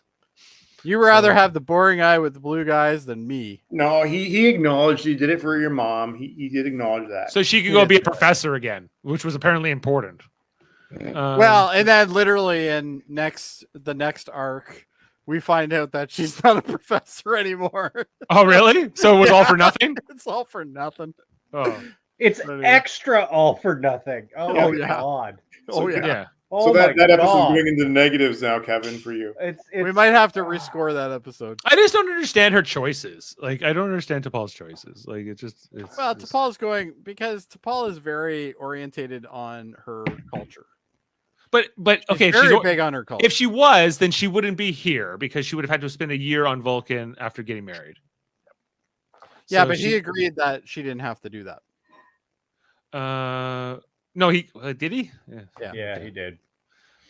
All right. He said so- she can go out for another year and then she has to come back. Okay, but eventually she has to come back and then do some pon far. I guess I'm pon faring. Yeah. Got to go pon far it all up. Wifely Right. duties, apparently. Yeah, of course. That chair doesn't look right for the Archer. It looks. It looks a little too big. You know It's too why? big Oh, for him. you know why, No. Dave? It's Because because he's he's in sitting it. in it. Yeah, it looks Absolutely. it looks like it's about to swallow him up or something. That Like, chair looked better in Nemesis. it looks better. Yeah, Does- that- It looks like he's sitting in his dad's chair. Yeah, Like, yeah, not quite right. it's a pretty cool chair, Dad. Because even when Picard would sit in it, he would like kind of crouch forward, you know. And, Yeah, he'd be like, yeah. Anyway, is this Persis and she's Malik? like, what, genocide? This seems like a bad idea. He's like, nah, it's a great idea. Oh, this is where he's basically planning to overthrow Soong, and she kind of decides to go along with it because, like she'll explain later, he's too dangerous. He can't be reasoned with because they kind of throw this coup onto him, onto Soong, and they take over, and Persis kind of goes along with it or pretends to go along with it at least. I felt this scene for me was kind of weak. You know, Yeah. he didn't fight too much, and they weren't that. You know, But I actually think it's more like he's accepted that this was going to happen anyway. yeah. So to me, it almost makes me feel like Eric's actually up to his own plan to like figure out how he's going to get around it because he already knows it's going to happen. Yeah, Like, that's why I kind of got that vibe Yeah, from it. maybe. but, yeah, Because it like kind he of makes sense. expected it. That's why he wasn't surprised. Yeah, well, it kind of makes sense because he's kind of getting a sense of who these people are, especially Malik now. Hey, I think Roshi's in this episode. he also has a heavy dose of that I'm better than you arrogance. Right. Yes. I'm smarter than you. So he's not worried about Malik. He's like, I'll He even outsmart feels that this for fucking Malik. guy. Yeah. Yeah. Who Malik is supposed to be smarter than him, technically, right? Yeah. Okay. Oh, looks here on the bridge. I'm trying to Holy remember. shit, Mayweather's in this episode too. He's got not too many lines. I'm trying to remember what the hell they were talking about here. I don't remember at this point. Anyway, this is where Persis comes and talks to Soong, I guess in his quarters or cell or whatever he's in.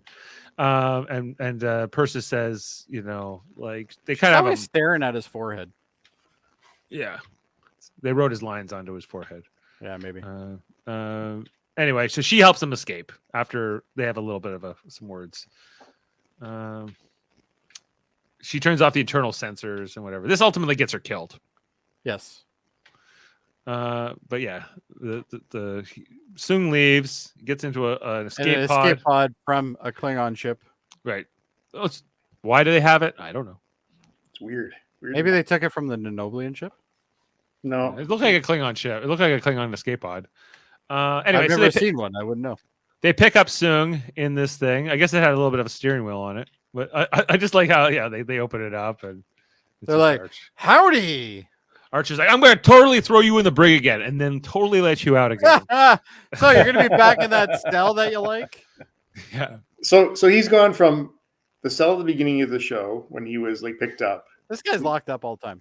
to the cell on the Enterprise to the cell on the Klingon ship. Now back to the Enterprise cell. yeah, and he'll eventually be back on And the then he'll cell be on Earth back on the cell on Earth at the end of the episode. by the end of it. That's So, 5 cells. That's a lot of cells. True. Even everyone locks him up, even his kids. He does a lot of traveling for a guy in jail. Yes. He does, yeah. Like his frequent flyer miles must be insane. But he says, because apparently he tries to escape that prison on Earth many times, right? And he's like, that's just what I want to do when I clear my head. I just escape. You know, I have a problem. I can't go for a vigorous escape attempt. Indeed. Anyway, so he convinces Archer to kind of let him help because he's convinced the augments are out of control. Yeah. They're going to launch a bioweapon. I think Archer talks to Trip and to Paul about it next. And then this is the scene where Malik in bed confronts Persis. Where'd they find all this baby oil on a Klingon ship? Did they just like make Whoopi? Did that just happen? They had sex and then he kills her. Like he had to have one last fling or whatever. Might as well have one more, right? Yeah. Well, he is a psychopath, so Kind of makes sense, right? Like, Yeah. kind of on brand. Yeah. So he's like, the only people who had the codes were you and me. It could only have been you and me who let father escape till I find the traitor. And then, it starts to get heated between them. Not in the sexy way, but more in a I'm going to kill you way. I was really hoping she would take him out, but yeah, makes sense that she didn't. But yeah, but he's apparently stronger. He wins this fight. He throws her against. He I don't know. He breaks her. He arm or throws her something. around though. Yeah, and then he stabs her, and then he kisses her as she's dying. What an asshole! Yeah, Psychopath. right. Yeah. Now you're like, I want somebody to kill this guy. I don't care who does it. Yeah. And he even comes back. Well, we'll get to that part, but he comes back for he's not really dead. He's somehow alive. Yeah. Okay. Explain that. Oh, I can't. I like to call that Die Hard. Yeah. Just- Die you Hard know with that, a right? vengeance. Yeah, one thing at the end there where the guy he's literally getting carted out, and then all of a sudden he goes to shoot somebody. It's like what? The Klingons show up at this point, right? Too after that, Yep. and they start threatening an Archer that they're going to blow up Archer because Archer was pretending to be a Klingon ship. You'd think they'd have a better LoJack on that bloody ship, man. Like it's taken them this long. Yeah, Because the Enterprise was impersonating a Klingon ship. Oh, that's Right. right. right. And now they're caught because they're going too fast to maintain that. Oh, right. Okay. So yeah, and then Soong tries to negotiate with the Klingons in Klingon. Captain Archer's are over people. Let them continue on their way. And he's just like, Come on. That might be my favorite point of this episode. Just how useless everything he said was. It Yeah. was never going to work. Especially to a Klingon. Like yeah. He's like, well, I tried. What do you want from me? he's You like, know? well, that's all I got. I would have loved to have seen that they call it a D5 battle cruiser, which I guess is the precursor to the D7. And so yeah, but we don't actually get to see it on screen. Is this where they Gotta love those grapplers. Oh, maybe is that what? Oh, no, I guess that is it, right? Yeah, that's it right there. Yeah. Actually, that is it. Yeah, it's a big Yeah. boy. I don't like it as much, but It's okay. Anyway, a good solution though. It doesn't scream Klingon to me though.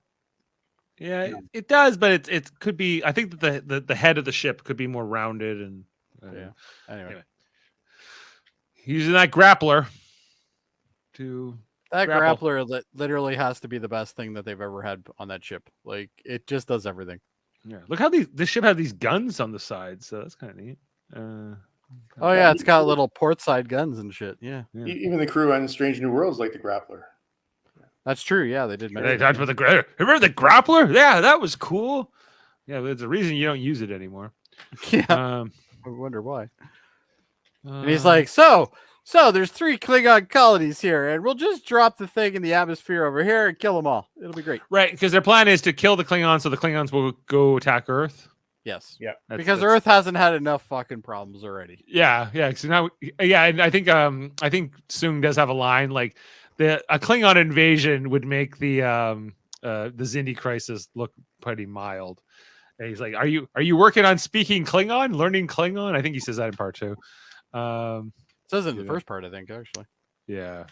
Just like that, you better get used to the idea. Better learn I- Klingon. And at this point in history, the Klingons, if they wanted to, could easily defeat Earth. Yes.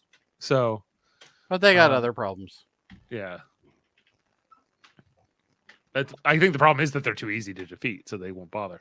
So, anyway, so they destroy this weapon, this biogenic So weapon. I'm supposed to believe that Malcolm is competent here. Yes, Malcolm did something. Malcolm did something. Yeah, Archer says, Malcolm do did a- something. Malcolm then did did a that thing. thing. Malcolm fires the torpedoes, and then the torpedoes hit that torpedo, and they save the day. But the other one was like a good 6-7 seconds ahead of time. Like, are the Enterprise torpedoes much faster? There she is again. There she is, but now she's wearing gold. Yes. What's going on? Or is it Maybe- the same person? I don't think that's the same person. Maybe it's not. I don't know. That's okay. Well, maybe it's just two sisters. You don't know. Anyway, but here, because you're to your question, Jody, and earlier on, because they're like, let's target the bridge, and they say you can't, it won't work. It's too heavily shielded. Attack the neck. Yeah. And Well, so- in the wild, the neck is one of the most volatile areas on a body of an animal. Like that's why I don't get why this should be a stocky ship that doesn't have a neck. I like That would make more sense. But anyway, it's a bird. Ah, paka! That's my bird sound. Anyway, that was fantastic. Yeah, this is good. Good bird sound. Solid. Good bird, very solid. I give it a 9 out of 10. They attack the neck. It works. It kills most of the augments. Of course, not Malik. He's the No. only one to live. I thought that this, because as I was rewatching this, I was like, I guess they wanted to give him his con moment because they brought this the con. was a total con moment. Yeah. Yeah, where Khan's like dying right in the bridge, and he's like at Hell's It Heart.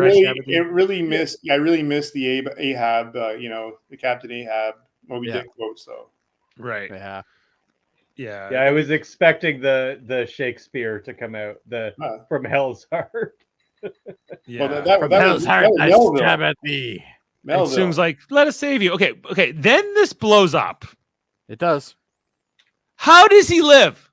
I don't know. This bugged me.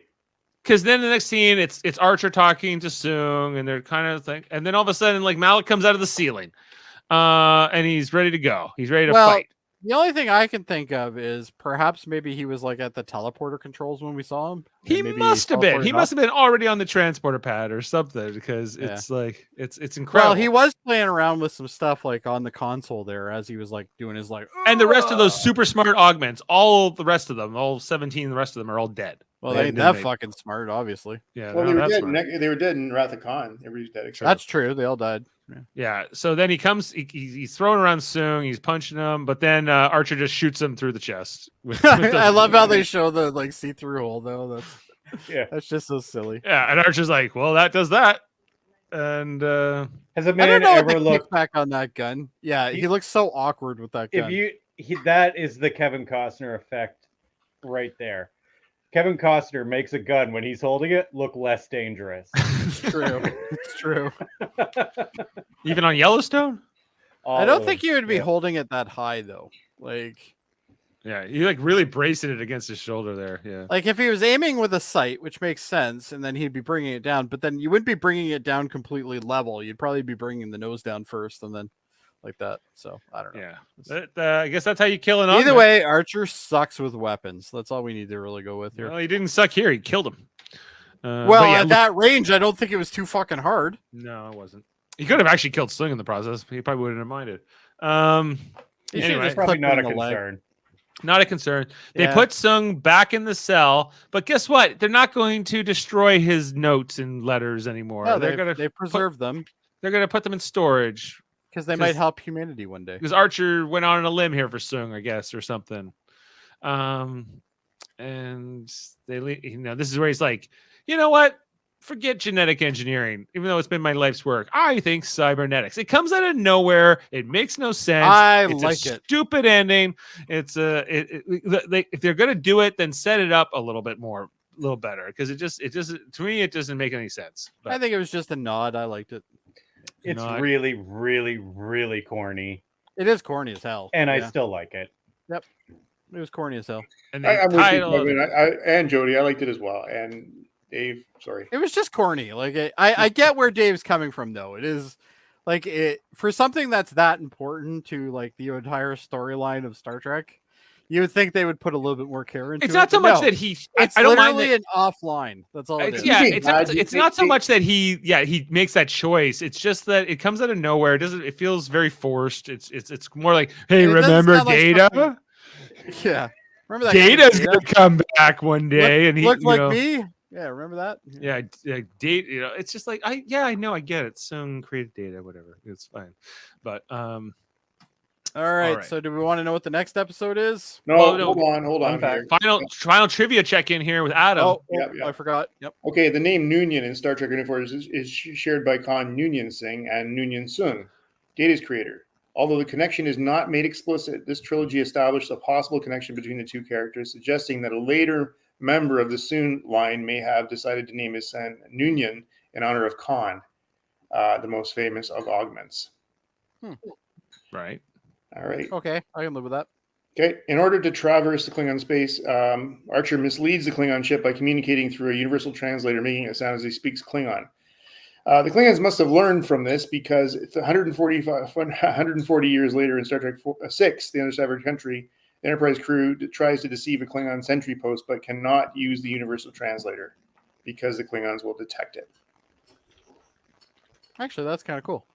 Yep. I love that movie. It was one of the best. It is the best. Yeah. We cannot use the universal translators. Oh yeah, and then they have Uhura. Uhura's Yeah. like laughing in the Right, background. they're like, ah. Oh, That movie's amazing.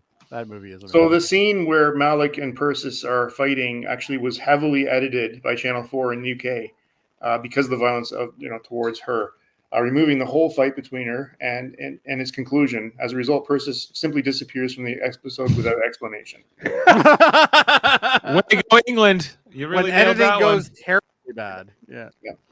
Malik mentions the ship Botany Bay and Khan Union Singh from Space Seed 1967. Chronologically, this is the earliest mention of Khan in the franchise, allowing this three-parter to function as a setup for both the original series episode Space Seed and the Kelvin timeline Into Darkness, as the Enterprise is the only series canon to both. Well, not anymore. Now Khan Strange New Worlds has come chronologically sooner. Oh, you're right. This episode ending on a positive note, suggesting that Soon may be eventually released from prison.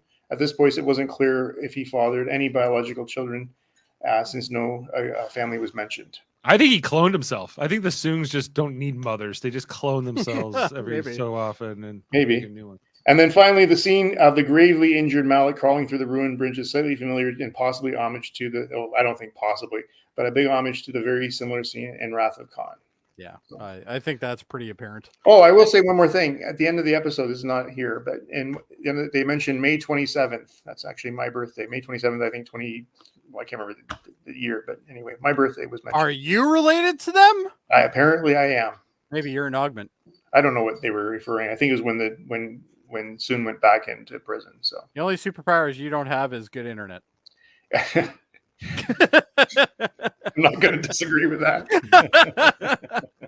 All right, guys. Well, we got through all 3 episode recap. I think we're ready now to actually rate this episode. Let's. Oh, bring this up is the a seven. 1 rating. I like it. I like Yeah, it. One we're rating for rating all all. of them? We're rating all All right. 3 together. Well, no, you can make them different ratings for the 3. They're 3 different episodes Oh, okay. technically, Oh, okay. but you can choose to give them all 1 rating or not. So Davan Jody? says 10 on all of them.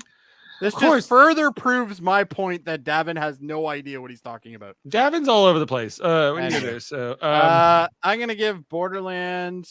Borderland, I'm gonna give 8. okay. I'm gonna give Cold Station a 7, and I'm gonna give Augments an 8. Augments an 8. Okay, Adam.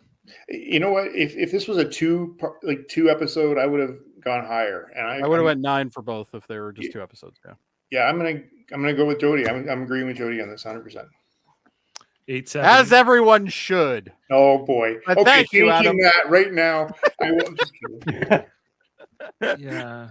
I think that my least favorite episode is probably the last one. Really? I think the second part is my favorite. So I'm gonna go I'm the other way around actually. 9 on part 2. I'm gonna go 7.5 on part 1, and 8 on part 3. Huh. Okay. I like how Kevin went like, huh. I think the first part was my favorite. It's funny how all of us have a different opinion on that, eh? So I'll go probably 9 for the first one. I think 6.5 for the second. It was long and boring. And back up to an 8 for the last one. All right. So, well, with Davan's big 10s all dragging that up, we have an 8.5 for Borderland, 7.9 for Cold Station 12, and 8.4 for the Augments. We should have another column that says average without Davan. As far as the IMDb scores, they're all pretty much they're pretty much the same, 7.8, except the Augments part 3 is 7.9, just barely higher. So, okay, and so guys, we did it. We managed to talk about 3 episodes in one podcast. So, Indeed.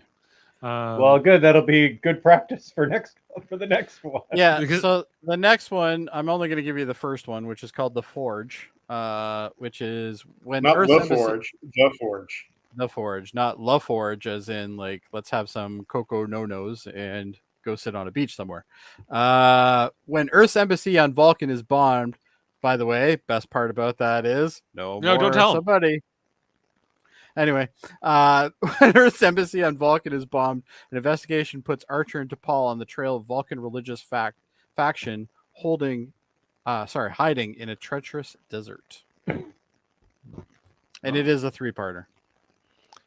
Yeah, we're gonna And get it's La Paul's Forge. mom is in it. It's called The Forge. Jody LaForge, how you doing? How you doing, Jordy La Forge?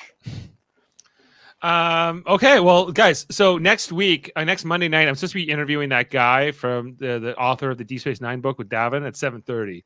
So Maybe we should skip a week. We should either skip a week, considering we just did 3, or we can do it on Tuesday night if that's open for you guys. But I'd rather skip it. And just meet up the week after. Sounds good. Sure. Okay, and then gives us So time to watch. this next week, and that gives us 2 weeks to watch 3 episodes. So, are you guys a little surprised they did a 1 3-parter like this, and then they turned around and did it right after that again? Like, I think they're just trying to fill space for the last season because at this point they're already canceled. So they knew they were canceled already. They knew they were weren't- canceled. They at weren't this trying point. to They were save just the finishing show. episodes. they're just trying to do anything fun that There they never wanted was to a do. fan Yeah. thing that they were trying to save it, but it wasn't going to happen because the other issue is that the channel that it was on was going through a buyout. So this was kind of a casualty as well. That was part of it. Yeah. Well, it's I don't know. Like, I think they did some interesting things in this last season. Although, I feel like Best mirror episode. yeah, and we'll get to that. And I still have a lot of affection. That's for a that, but- 2-parter.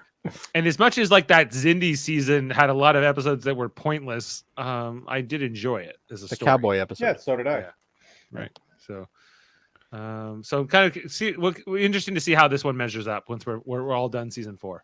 Yeah, from what I recall, the next 3 aren't as good, but they're not bad. Yeah, I guess it depends how you're into that Vulcan stuff or not. There's a lot of Vulcan stuff in the next 3 episodes, yes. Okay, well, thanks for being with us tonight, guys. If you didn't know, here on Live Long and Podcast, we have all kinds of Star Trek podcasts all the time, our various divisions. Most recently, Locutors of Trek. They just released the newest episode in their audio podcast series, Dave and Davan, talking about, what are they talking about? The failures of Star Trek? I still have to listen to it. I'm a villain. Yeah. Oh, and we also just ranked the villains, 112 Star Trek villains, guys. Which is easily 50 too many. If you can believe it. We went through with Jeff Aiken from the Starfleet Academy podcast. It was a really interesting process, along with Ashley Millard. She sat through all 4 hours with me and Davan and Jeff, ranking all of these Star Trek villains. And you can see a little bit of that here on the screen if you're watching live. I ranked higher than Khan. Yeah. What? Yeah, you ranked higher than Khan. You guys are out to lunch. Even higher than Tomalak. No, that doesn't make any sense. Even higher than Sloan.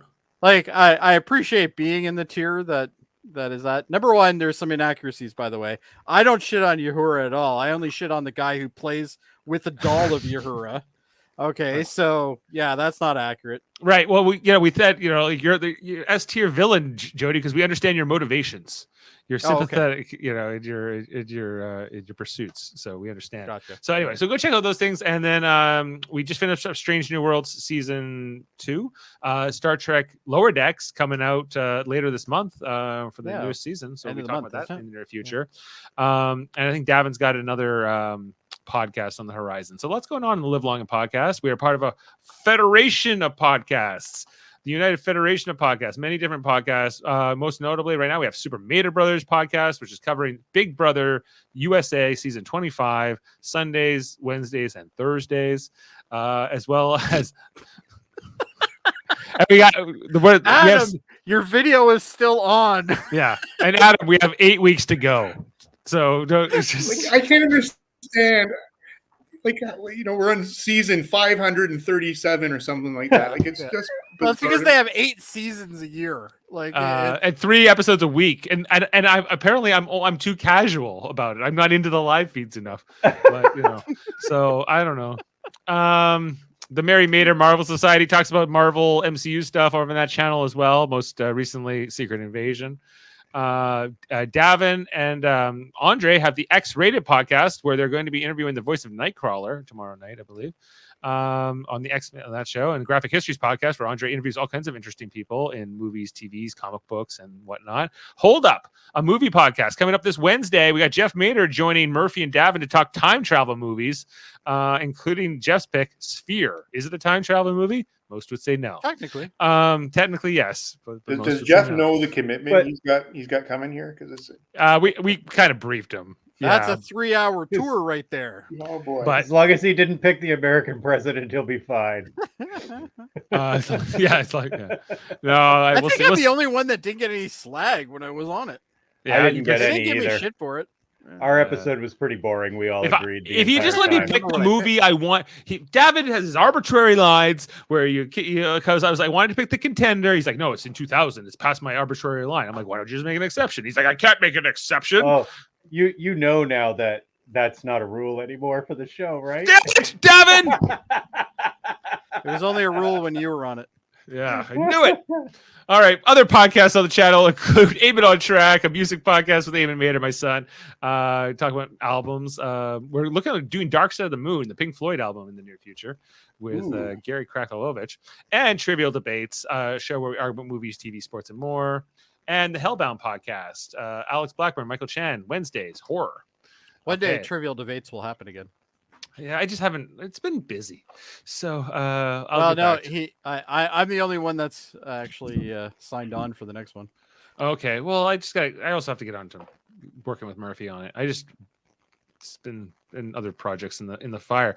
Well, guys, thanks so much for the 3-hour tour that this was. We didn't go too long, considering it was 3 episodes. Yeah. So got through the whole story. It didn't need to be 3 episodes. That's why. That's true. It 2 would have been good. I think they could have made a really strong. And I don't want to break anybody's spirit, but the next 3 could have easily been 2 as well. It's okay. It's all right. So, I like how Sam calculated we're going till November.